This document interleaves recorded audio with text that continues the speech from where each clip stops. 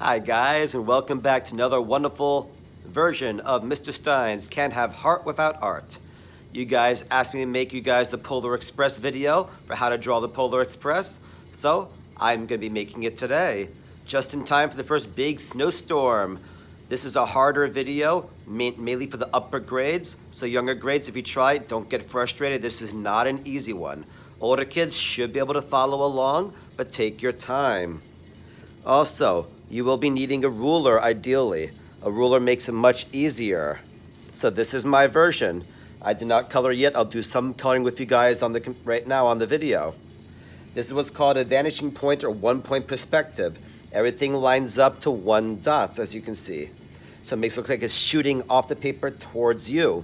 So that's why a ruler does come in handy. I'll use a marker so you guys can see me draw. I recommend, as always, that you guys start with a pencil. So, I'm going to make my vanishing point on the left-hand side, right around here. And everything's going to line up to that dot. I'm going to make a straight line to start.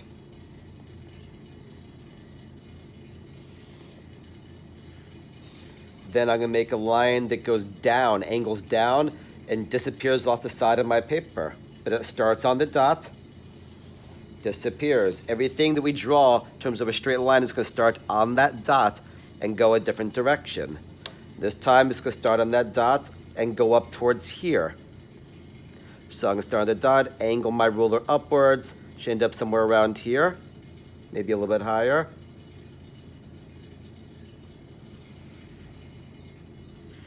See, my ruler's not long enough, so I simply line it up. For that, I can turn my paper so I can see it just right. And make sure it goes all the way off the paper. If you do these 3 lines right, the rest of this does not become super hard. Now it's just placing things little by little. I would start maybe with these lines, like the grill of the train. Go down. You can make them thick if you like. You can make them thin. Later on, we'll color them. I'm probably going to use some gray. You'd look nice if you had like silver, but I don't have that. Maybe you do. And yes, I'm drawing on the table. Don't worry, I will wash it later. Please don't draw on your table at home unless you're using something washable like my washable markers that I'm using. Thank you, Crayola. Now, I need to make the windows, the breakdown of where things are. This is going to be straight lines, not diagonal, but straight up and down. So I'm going to find the spot that I want to make my first window or straight line, somewhere around here. Make sure my ruler is straight. Connect line to line. And then I'm just going to move down the paper little by little. Connect line to line. Connect line to line. Connect line to line. And that should be enough. While I'm using my ruler, I can make the windows. We'll save this part for later. The windows are going to follow that angle. So watch, I'm turning my paper to the side. I'm going to line up with the bottom of this line, but not all the way, so my windows are all straight. I'm not connecting the lines. I'm leaving space between the lines, as you can see. And we'll see when I move the ruler. But this way, all my windows have a straight bottom. Same with this side. To make it easier, I can turn my paper. That way I can see what I'm doing. I don't like to use a ruler where I can't see the other side, so I like to rotate my paper. You guys have seen me do that in class. And again, I'm not connecting the lines. I'm leaving some space. That way, I have a border. See? Now, use your ruler and connect together. See?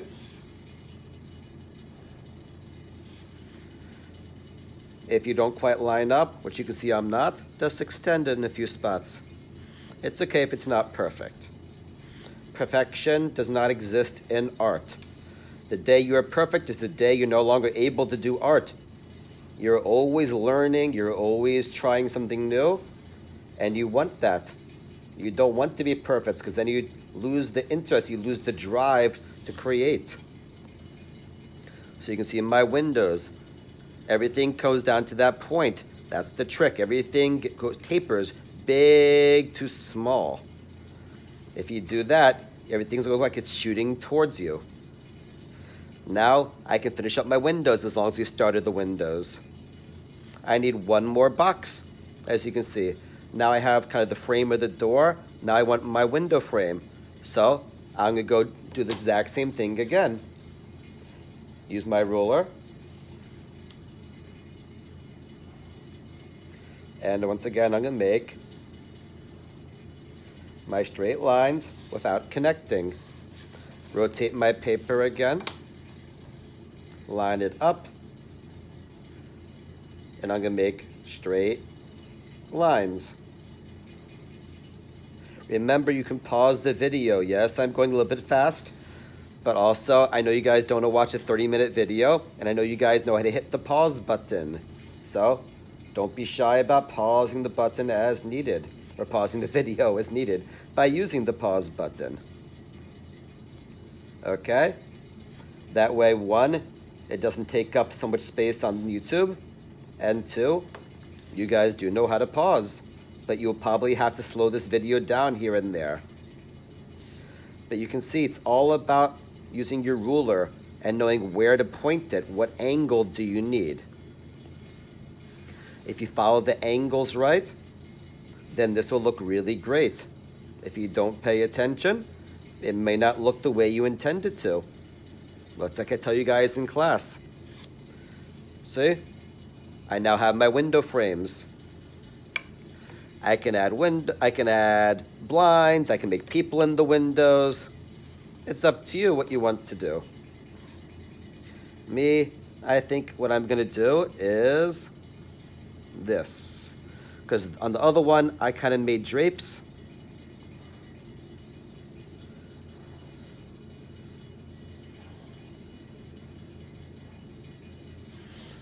See?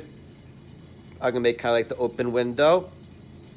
And I'll put kind of like a person in here maybe. Maybe make a shadow of a person later. Just trying to give you guys some ideas. Obviously, it'll be up to you what you choose to put in your windows. If anything, you might choose to just leave them open with no details. You might choose to make the drapes or the blinds. You might choose to make people. You might choose to make seats inside. Entirely up to you. So, next up is the easier stuff. I'm gonna need a door. You can use a ruler. I'm just gonna eyeball it by controlling my hand a bit.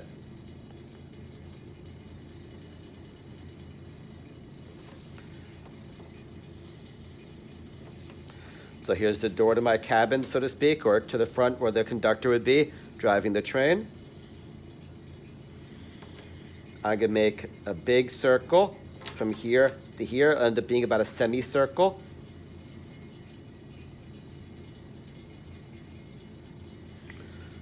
And then I'm going to do it again.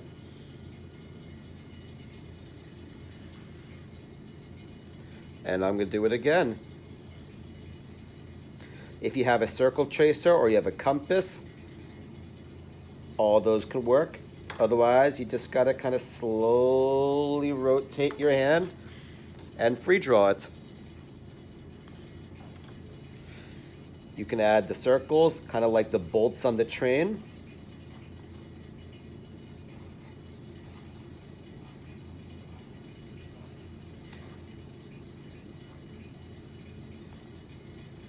Add a door handle maybe, or maybe just a doorknob, or maybe a sliding door handle this time. It's up to you.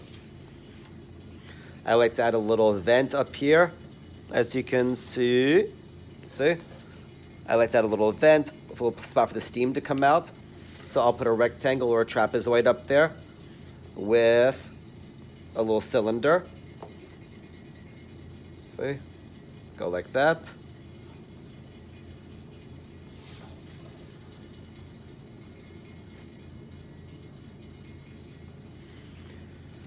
And then add a cylinder and overlap it If I was using a pencil, I could erase that, but since I'm not, I'll color over it. Up here, I'll add the smokestack. Now mine's gonna disappear a bit off the paper, but if I wanted to, I can make sure it stays on the paper.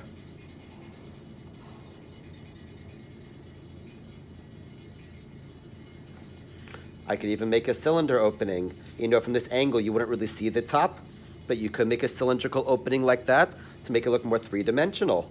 Really up to you.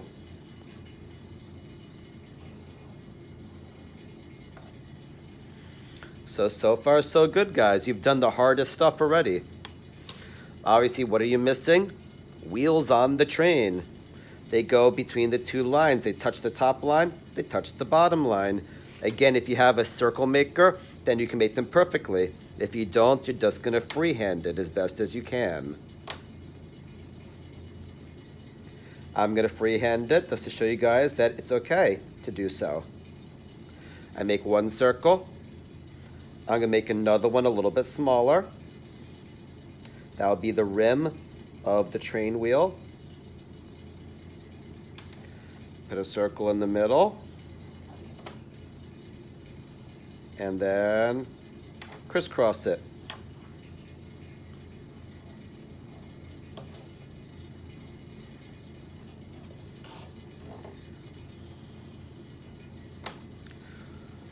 And then I do another one, and another one, and another one, and I'm gonna keep on going until I have all my wheels filled in.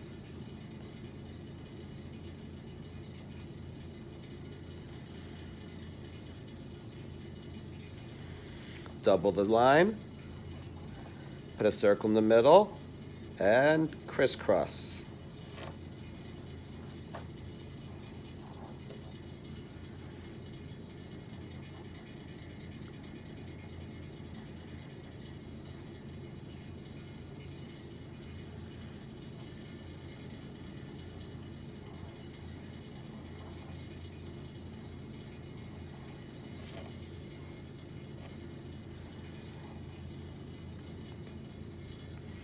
And again, I'm just gonna stay in between the two lines.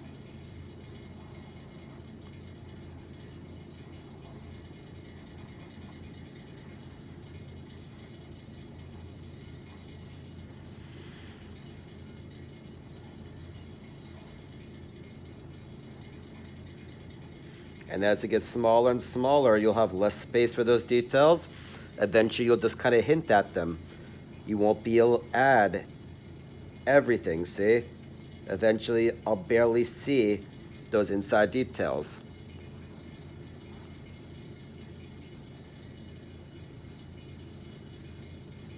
So I'm just gonna start hinting that they're there.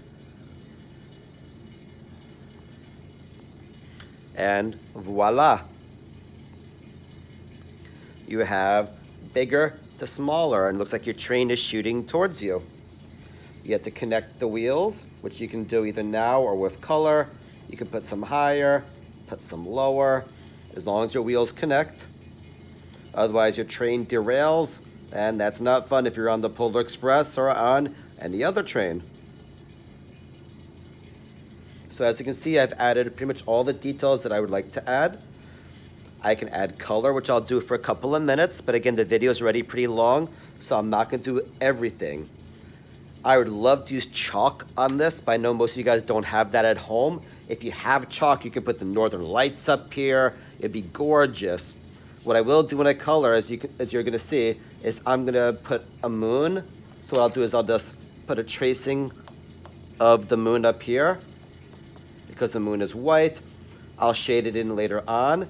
And what I am gonna do is streak my color through the sky. I'm gonna leave some snow on the top, and I'm gonna kind of streak like things are shooting by.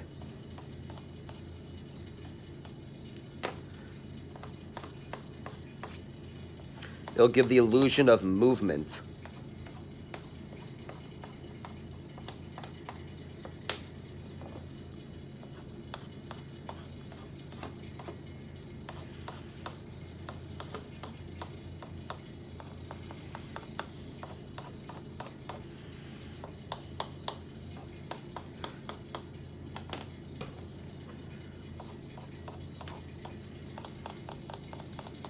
So the more I streak it, the more it's going to look like the train is shooting through.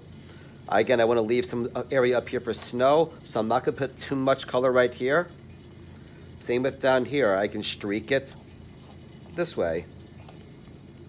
Make those more like the ground. So instead of making different sky colors, I could put some black. I could put some brown streaking by, because trains do move pretty fast, so you won't see every detail. Put a bit of green down here maybe.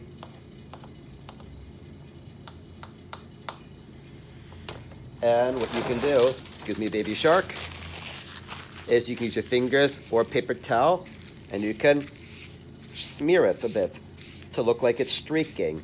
It's not quite the same as using chalk pastels, but it gives you a pretty good approximation, as you can see, of movement.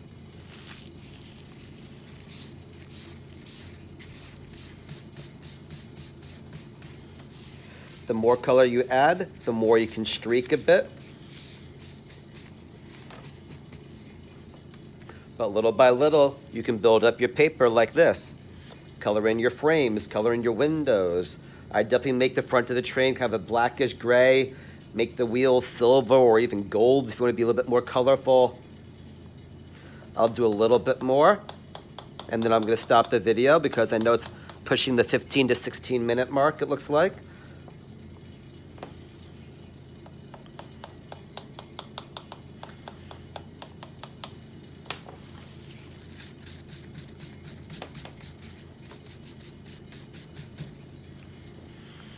I can add a bit of a shadow around the moon if I wanted to make it look more 3D as well. Use my finger if I want to blend that in a little bit more.